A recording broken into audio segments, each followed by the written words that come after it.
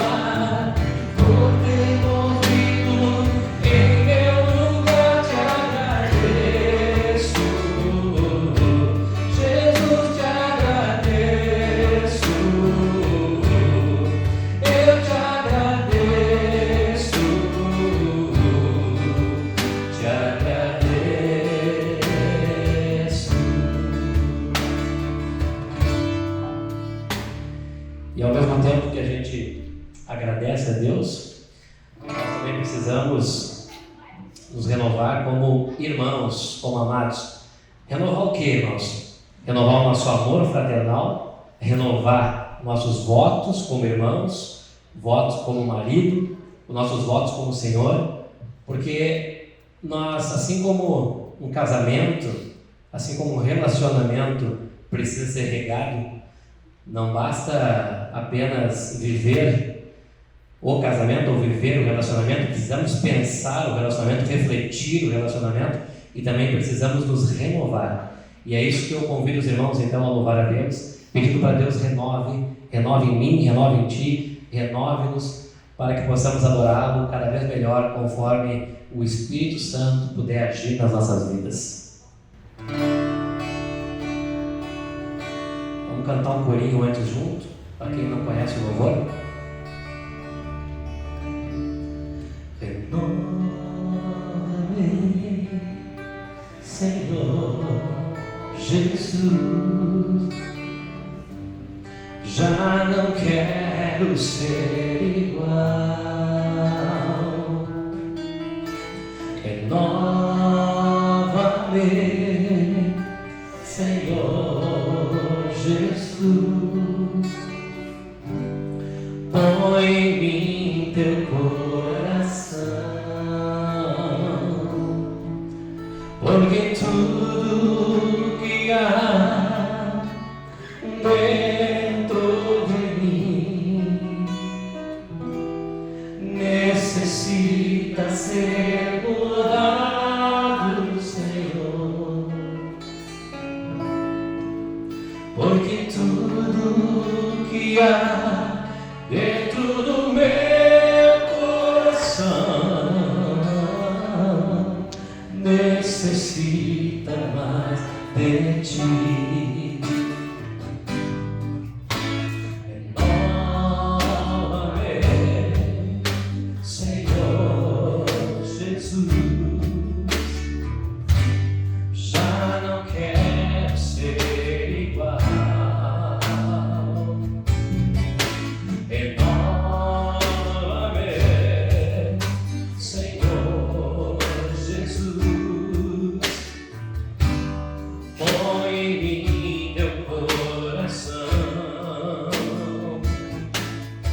porque tudo que há dentro de mim necessita ser mudado, Senhor, porque tudo que há dentro do meu coração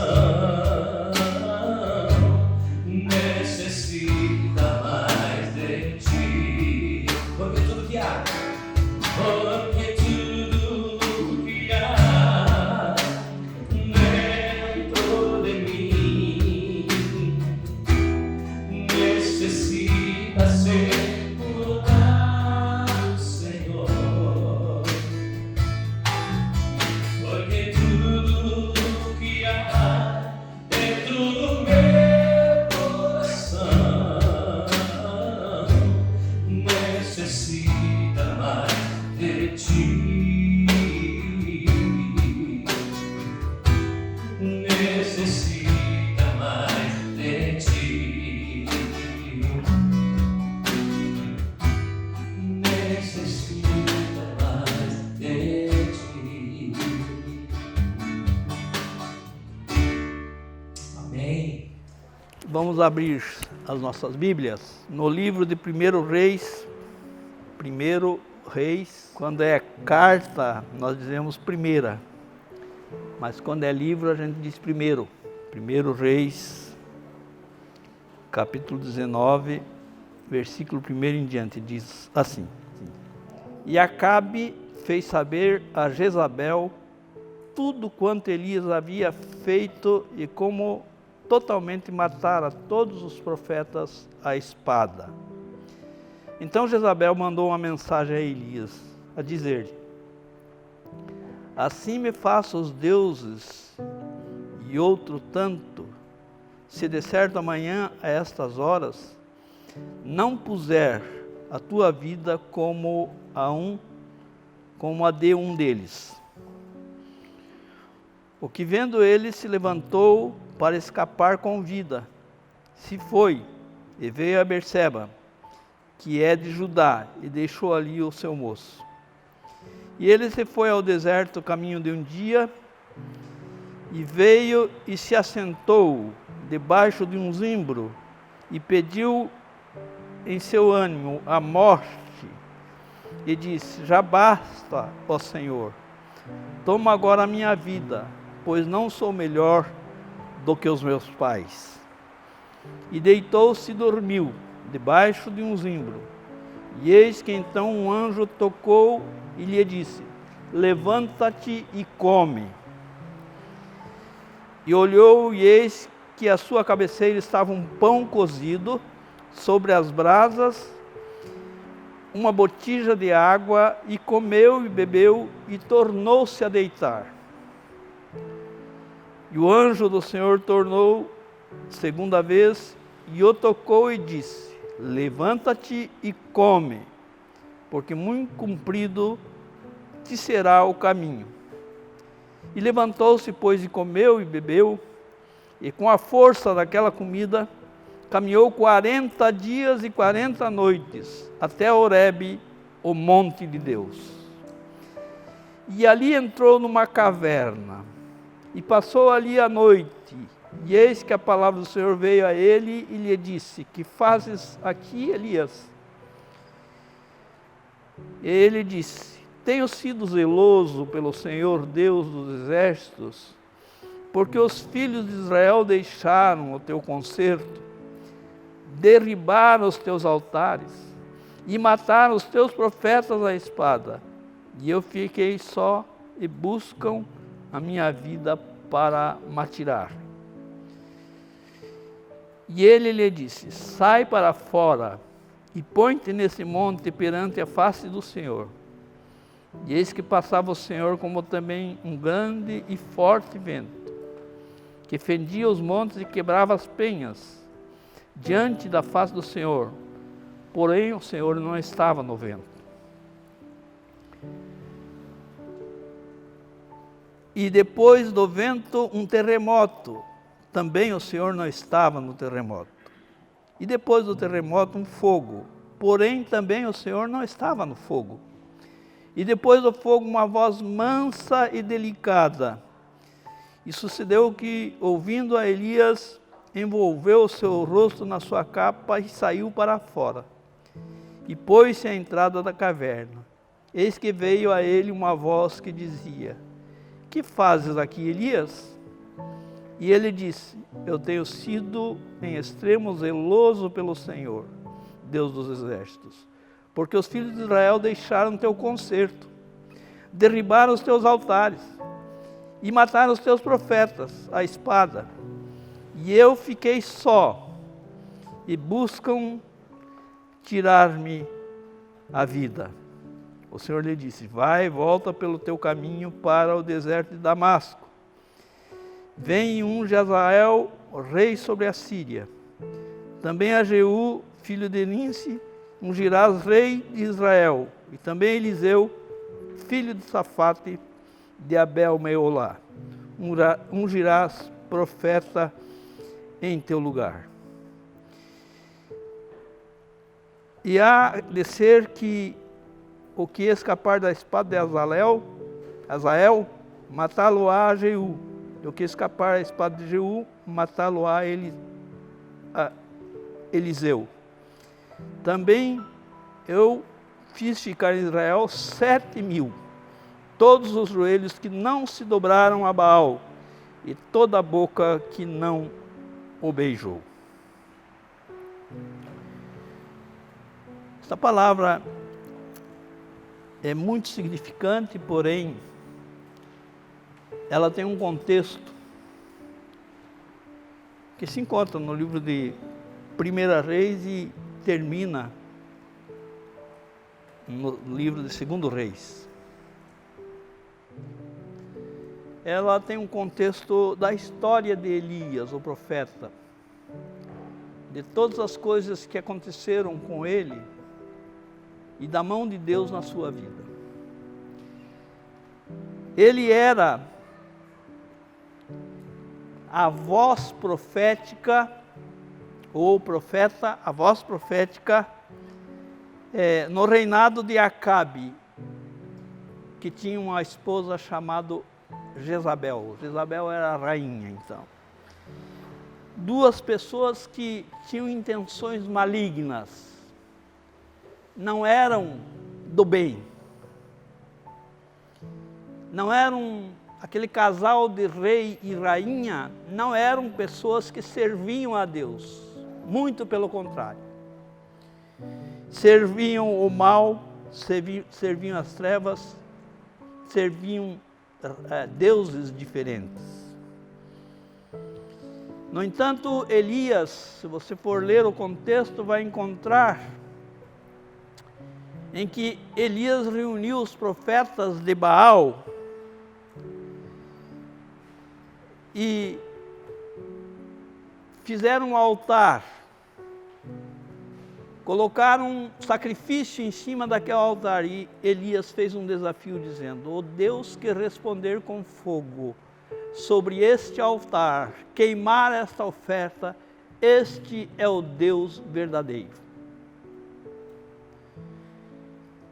E ele diz: podem orar vocês primeiro ao seu Deus, ao Baal.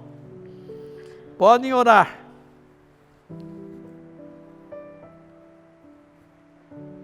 E eles então começaram a clamar ao seu Deus, a gritar ao seu Deus, a dançar ao redor do altar. clamando para que ele descesse fogo do céu e consumisse o que estava sobre o altar.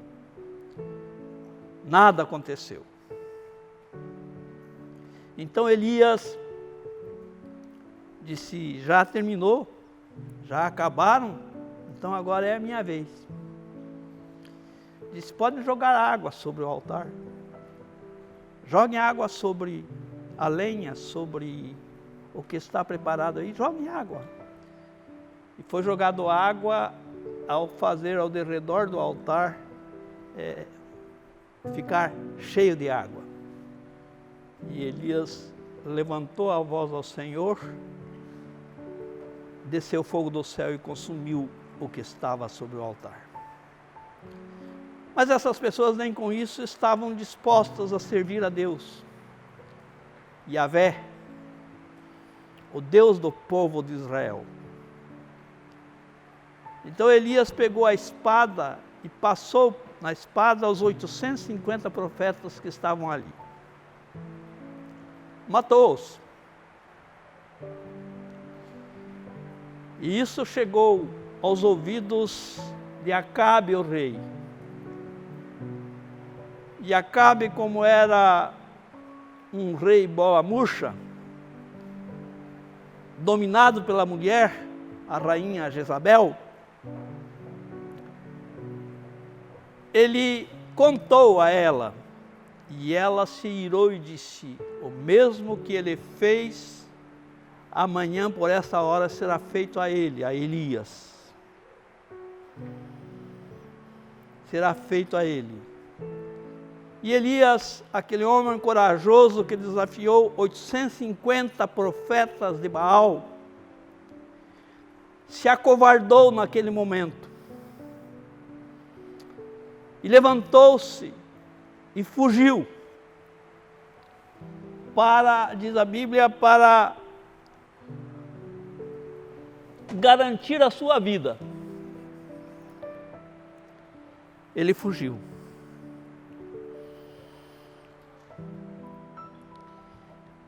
Os reis Baal e Azerá eram os reis, aliás, os deuses Baal e Azerá eram os deuses adorados naquela região onde estava Israel. Então, acontecendo estas coisas, Elias queria fazer, como era a voz profética, fazer com que o povo de Israel não seguisse outros deuses a não ser o Deus Jeová, o Yahvé. O Deus único e verdadeiro, o Deus que tirou o povo da terra do Egito, o Deus dos seus pais, de Abraão, Isaque, Jacó, José, Josué, Caleb e tantos outros. Mas o povo estava rebelde. E para os olhos de Elias, todos eles se voltaram contra Yahvé. Todos eles estavam contra o Deus único e verdadeiro que sempre foi adorado pelo povo de Israel, pelos hebreus. Ao ponto de Deus corrigir Elias, dizendo: não, 7.000 não dobraram seus joelhos a Baal. Há 7.000 que permaneceram firmes a Israel. Então, Elias fugindo e depois chegando lá adiante, depois de ter caminhado 40 dias e 40 noites, ter sido alimentado pela mão de Deus, lembre-se que Jesus Cristo, ele recebeu esta proposta de Satanás quando ele jejuou por 40 dias, e Satanás chegou para ele e disse: tu tens poder, se tu és poderoso, você manda se transformar essas pedras em pães e pode se alimentar. Mas era ali uma proposta de Satanás, não era uma proposta de Deus. não era a providência de Deus. Jesus tinha poder, sim, e tem poder de mandar as pedras se transformarem em pães. Ele demonstrou isso durante o seu ministério, transformando água em vinho. Ele demonstrou isso durante o seu ministério, multiplicando pães e peixes. Ele demonstrou isso curando enfermos. Ele demonstrou isso ressuscitando mortos. Poder havia. Mas a diferença era de quem iria obedecer. A diferença era de quem ele iria obedecer.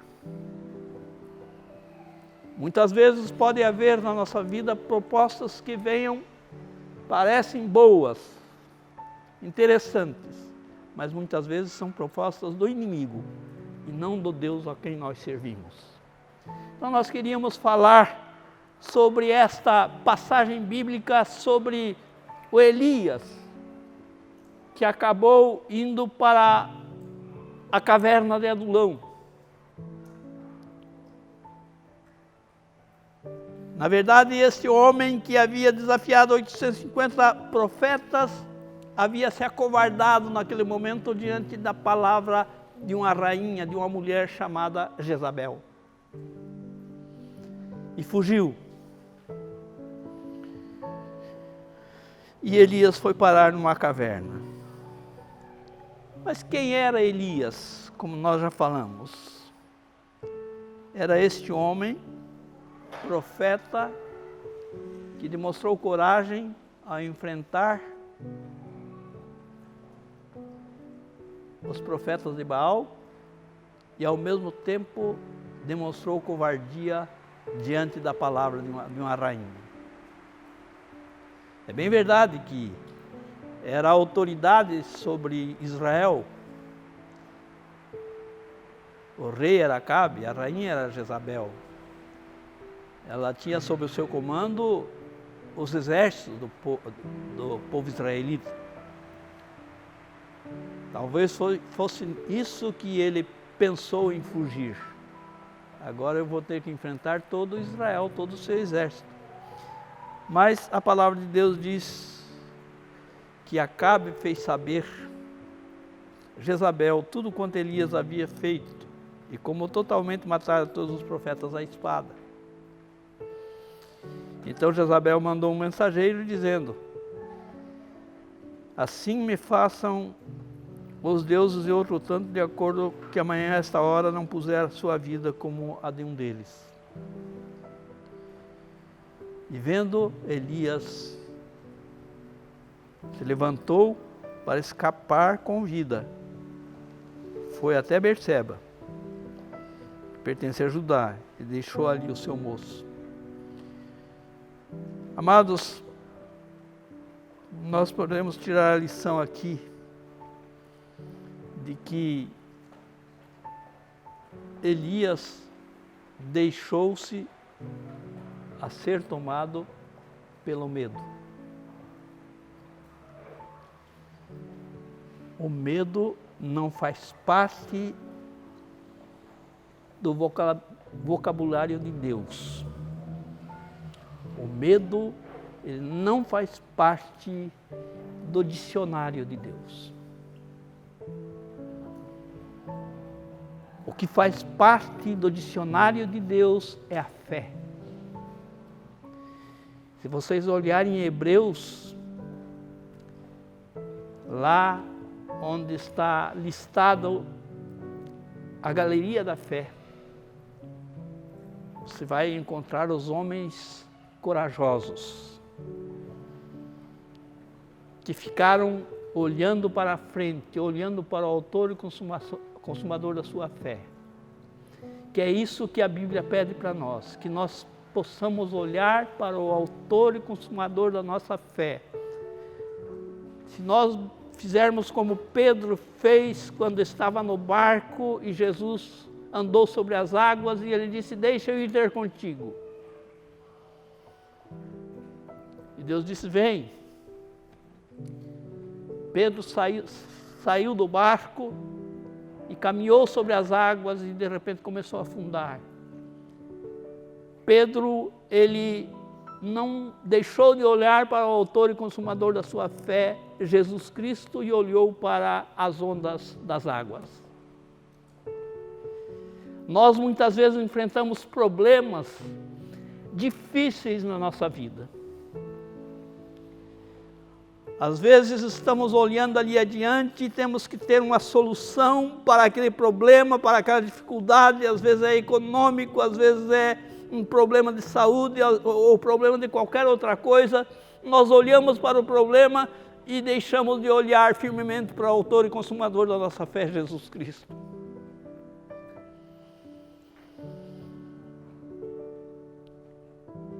E foi o que Elias olhou. Ele não olhou para o Deus a quem ele servia, que ele teve a coragem de matar 850 homens que eram profetas do maligno. Ele deixou de olhar para o Deus a quem havia dado forças e poder para desafiá-los e pedir fogo do céu e consumir ali no altar a oferta que estava ali. Muitas vezes nós olhamos para o problema, para a dificuldade que nós estamos enfrentando. E o nosso Deus é um Deus que nos protege e nos abençoa em qualquer circunstância. Nem a morte tem poder sobre o nosso Deus. Ele venceu a morte por nós. E mesmo o dia que estes olhos se fecharem para esta vida, estaremos com os nossos olhos abertos para a vida eterna, que é a promessa do Senhor. Ele está dizendo que nem a morte tem poder sobre nós, que nós devemos viver com fé, olhando para o Senhor.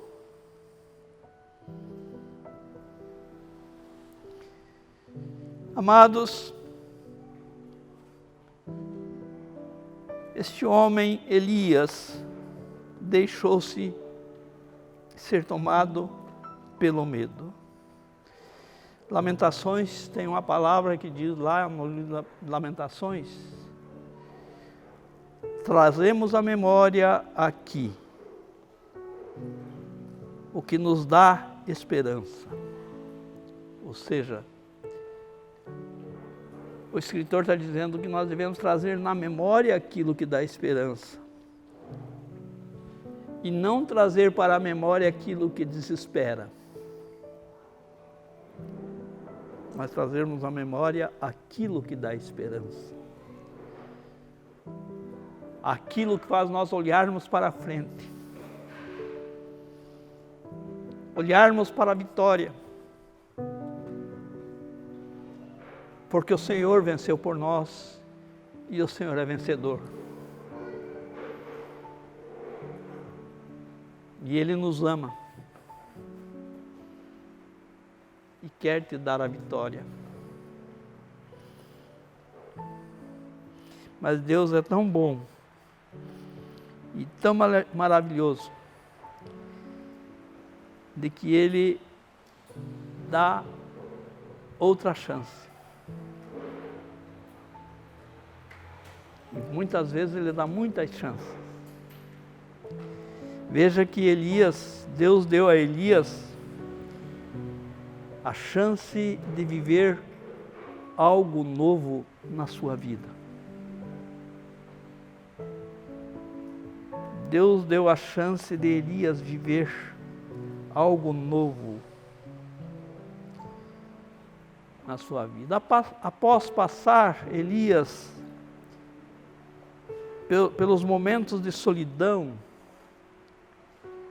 tristezas, desafios, a palavra diz no versículo 11, diz assim: e ele lhe disse: sai para fora e põe-te neste monte perante a face do Senhor.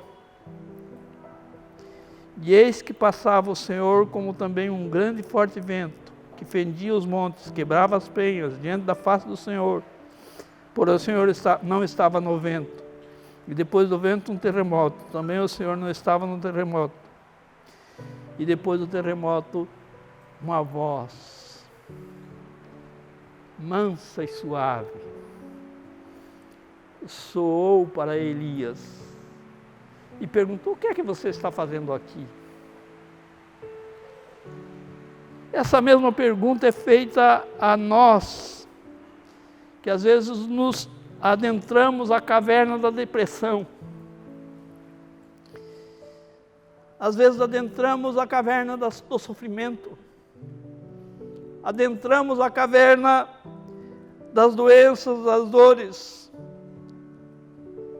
E a palavra de Deus está dizendo: sai da caverna, sai para fora. Como eu estava dizendo a Elias, porque a partir daquele momento, Elias passou a viver uma nova história. Veja que Elias, Deus deu a segunda chance, outra chance a ele, trazendo para fora da caverna e falando com Elias, mandando ele fazer determinadas coisas que nós já lemos na palavra, que era ungir 2 reis e ungir o seu substituto, porque Deus tinha um plano de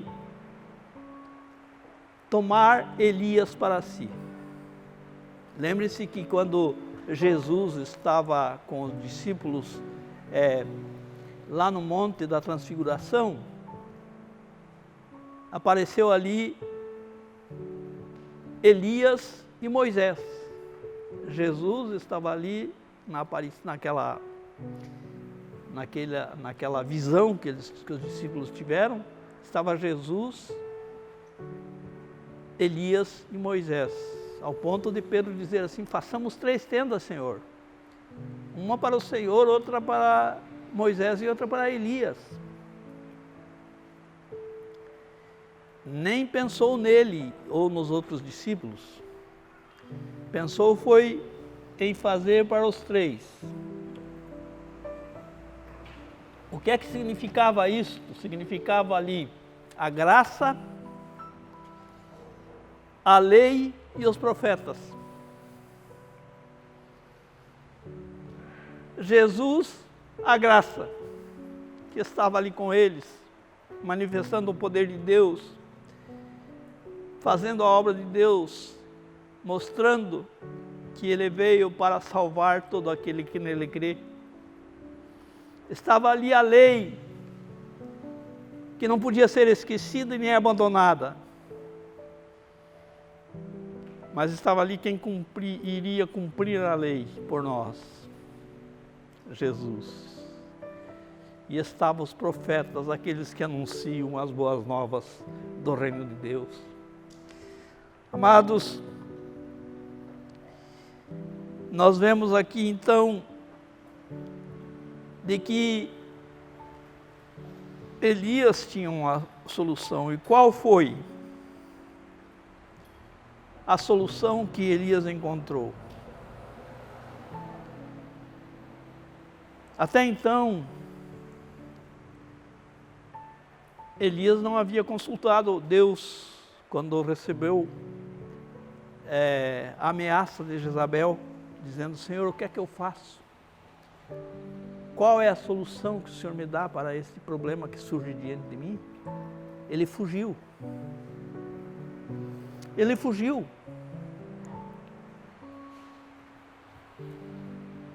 Então ele estava desobedecendo a Deus,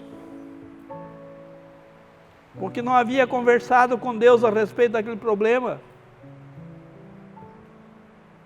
A fuga,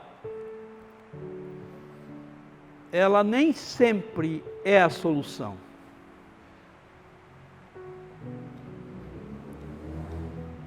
Ela pode, ser porque os pais de Jesus fugiram com ele como criança para o Egito. Mas mesmo a fuga tem que ser no plano de Deus, na vontade de Deus. Ela nem sempre é a solução, como aqui para Elias não foi. Ele fugiu da presença fugiu do perigo que o ameaçava. Nós muitas vezes queremos arrumar subterfúgios, desviar, mas nem sempre é a solução.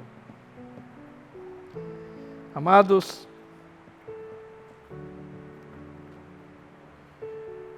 nós vemos então que Elias, ele aprendeu a solução em obedecer a Deus. Veja o que diz os versículos 15, 16 e 17. O Senhor lhe disse: vai, volta pelo teu caminho para o deserto de Damasco. Vem e unge Azael, o rei sobre a Síria. E também Jeú, filho de Ninzi, ungirás o rei de Israel. Também Eliseu, filho de Safete, de Abel Meolá, ungirás profeta em teu lugar. E há de ser que o que escapar da espada de Azael, matá-lo-á Jeú. E o que escapar da espada de Jeú, matá-lo-á Eliseu. Então ele, diante daquela situação, ele reconheceu o seu erro de ter fugido para longe do problema que ele teria que enfrentar, por medo de Jezabel. Mas Deus o encontrou mesmo distante do seu plano e trouxe de volta para fazer a sua vontade. Volta para Damasco. Volta para Damasco. E lá você vai ungir 2 reis e um profeta. Depois que ele fez isto, ele, encontrando Eliseu, diz o texto que ele jogou sua capa sobre Eliseu. E Eliseu matou os bois que estava usando para a terra, para seguir Elias. Comeu com seus pares, as pessoas que trabalhavam com ele ali, a carne daqueles bois, e seguiu Elias. E em um determinado momento, carros de fogo surgiram e Elias foi levado em vida. Foi levado em vida. São os 2 únicos homens na Bíblia que aparecem sendo levados por Deus em vida. São Elias e quem? Enoque, né? Enoque lá atrás e Elias agora aqui. Enoque andou com Deus e Deus para si o tomou. Eu já disse para vocês que eu sinto uma inveja santa do Enoque, que ele teve a capacidade de andar com Deus ao ponto do Senhor o tomar para si.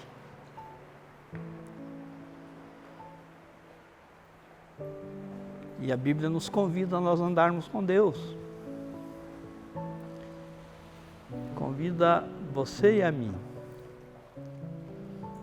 E ele diz: eu tenho uma vontade. E essa vontade é perfeita. E eu convido você para andar comigo. Amados, Elias saiu para obedecer à vontade de Deus e encontrou o seu substituto, que era Eliseu. Partiu, pois, Elias dali e achou Eliseu, filho de Safate, no versículo 19, que andava lavrando com 12 juntas de bois adiante dele. E ele estava com a 12ª. Elias passou por ele e lançou sobre ele a capa. Concluindo a palavra de hoje, amados irmãos, a Bíblia diz: obedecer é melhor que sacrificar.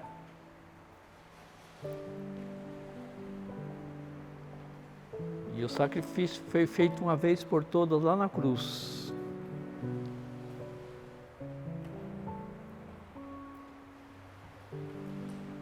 O único, poderoso e verdadeiro sacrifício. O sacrifício de Jesus. Mas nós somos convidados a obedecer a Deus. E o ensino da obediência está na palavra do Senhor. É a palavra que nos diz a respeito do obedecer a Deus. Então vamos nós seguir este plano de Deus para as nossas vidas, obedecendo, e se porventura nós desobedecermos, há uma proposta de perdão em Cristo, né? Ao arrependimento e o perdão. Embora nós já sabemos de antemão que nossos pecados todos estão perdoados desde a eternidade até a eternidade. Porque nós somos filhos de Deus. Que Deus nos abençoe.